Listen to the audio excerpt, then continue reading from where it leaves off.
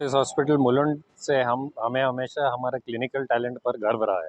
लेकिन हमें हमेशा यही लगा है कि पेशेंट को फिर अब यहाँ के जो पेशेंट है समझो इतना दूर आने को उनको मुश्किल होता है।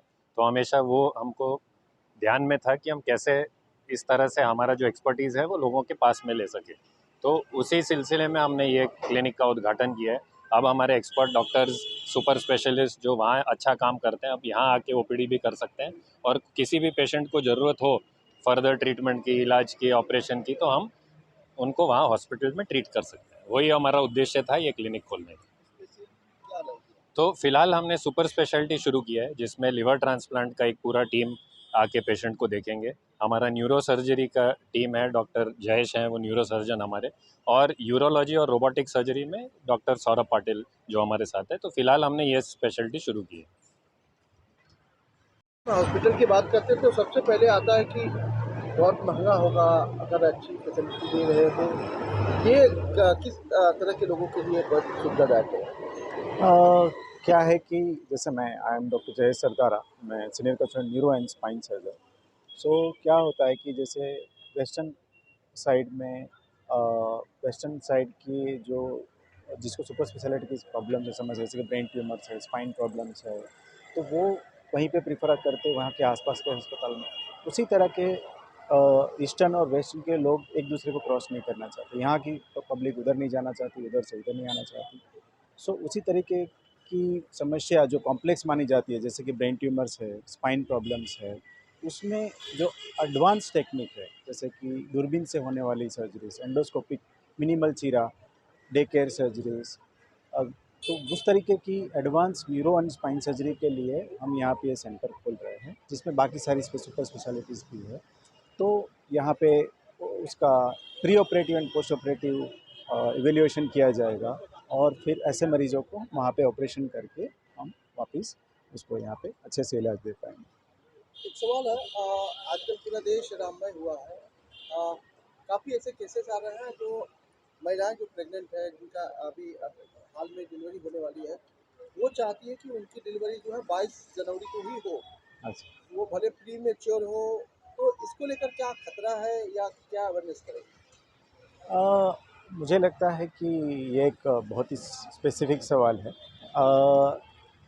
अगर कुछ केसेस है जो सिंपल है, जो जिस डेट को जो डिलीवरी होनी चाहिए उसी के आसपास है, तो वो बिल्कुल सोच सकते हैं, बिकॉज़ ये आध्यात्मिक रिलेटेड, इसमें इमोशंस जुड़े हुए हैं, तो उसमें वो ठीक बात है। बट अगर बहुत प्रीमेच्योर, जिसके 6 वीक से ज़्यादा बचा हुआ है जिसका पीरियड, उसमें मुझे लग रहा है कि उस तरीके का रिस्क लेना सही बात नहीं है।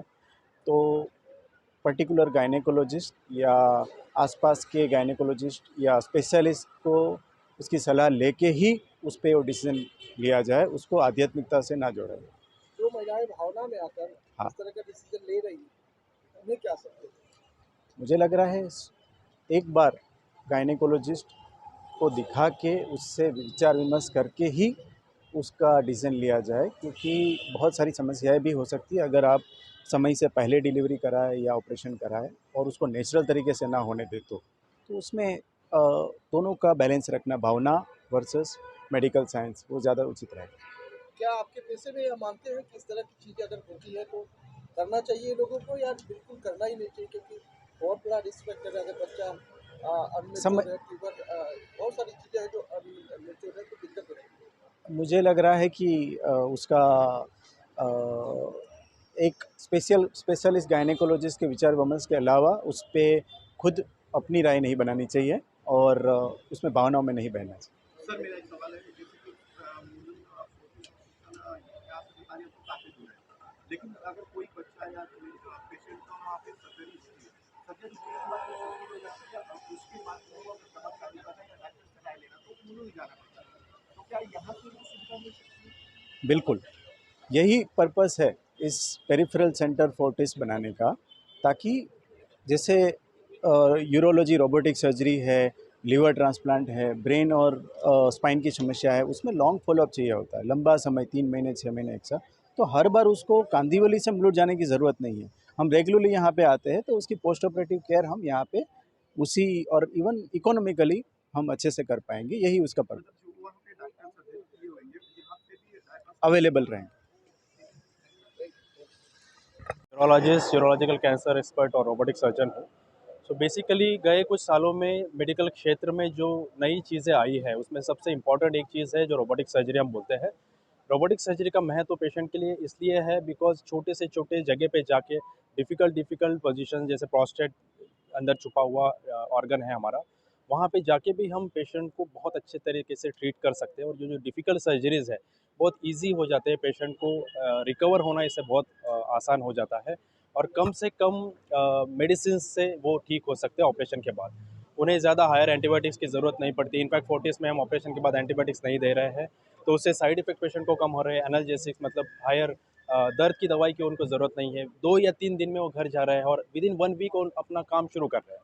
तो ये सब लेटेस्ट एडवांसमेंट और ये सब चीज़ें not only in healthy people, in old और बुढ़ापे में भी 80-80 साल के पेशेंट्स में भी हमने ये सर्जरीज़ की है और जो सक्सेसफुल हुई है। कॉस्ट की अगर हम बात करें तो ये लेटेस्ट टेक्नोलॉजी है तो ऑब्वियसली कोई भी टेक्नोलॉजी कॉस्टली रहेगी। बट हमने हॉस्पिटल में ऐसी कुछ चीज़ें की है जिससे हमने ये कॉस्ट इफ़ेक्टिव बनाई है। सबसे इम्पोर्टेंट तो ये सब चीज़ें अभी इंश्योरेंस में कवर हो रही है, सबसे अच्छी बात है पेशेंट के लिए। जिनमें ये नहीं हो पाती है, उनमें हम कम से कम बजट देते हैं और उसमें काफ़ी सारी चीज़ें जैसे पेशेंट को जब एडमिट करते हैं तो एडमिशन के बाद कम से कम हॉस्पिटलाइजेशन चार्जेस रहेंगे।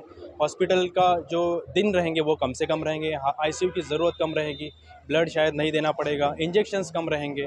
ये सब चीज़ें हमने कम की है ताकि पेशेंट जल्दी से जल्दी घर जाए और कम से कम खर्चे में वो घर जाए। हॉस्पिटल का एक और शाखा की यहाँ उपलब्धि। यस, मैं इस शाखा के बारे में बात करना चाहूँगा। मैं पहले तो अपने आप को इंट्रोड्यूस करूँगा। मैं डॉक्टर नितिन आहिरा हूँ। I am DM gastroenterologist. मैं मुंबई में मेरे 2 सेंटर्स हैं, एक अंधेरी एरिया में और एक कांदिवली एरिया में, जहाँ पे हम सारा एडवांस एंडोस्कोपिक वर्क करते हैं। हमने हमारे रूटीन प्रैक्टिस में ये देखा है कि बहुत सारे पेशेंट्स को इस तरफ लिवर ट्रांसप्लांटेशन की, एडवांस न्यूरो सर्जरीज़ की और यूरोलॉजिकल प्रोसीजर्स की सेवा उतनी उपलब्ध नहीं है। इसीलिए हमने मुलुंड फोर्टिस हॉस्पिटल के एसोसिएशन के साथ एक मल्टी स्पेशलिटी क्लिनिक के तहत ये फैसिलिटी यहाँ पे अवेलेबल कराई है, जहाँ पे हमारे डॉक्टर्स की टीम यहाँ पे अवेलेबल होंगी पेशेंट्स को कंसल्टेशन के लिए और सारी लिवर ट्रांसप्लांट रिलेटेड इंफॉर्मेशन, सारी यूरोलॉजी रिलेटेड इंफॉर्मेशन, सारी न्यूरो सर्जरी रिलेटेड इंफॉर्मेशन एवं सर्जिकल फैसिलिटीज़ मुलुंड फोर्टिस के थ्रू यहाँ पे अवेलेबल होंगी। कोई भी पेशेंट कोई भी किस तरह का प्रॉब्लम हो यहाँ पे फ्रीली हमसे कांटेक्ट कर सकते हैं। ये जो हमारा सेंटर है ये कांदिवली और बोरीवली के बिल्कुल जंक्शन पे है। हमारा और एक सेंटर है अंधेरी एरिया में, वहाँ पे भी आप हमसे कांटेक्ट कर सकते हैं।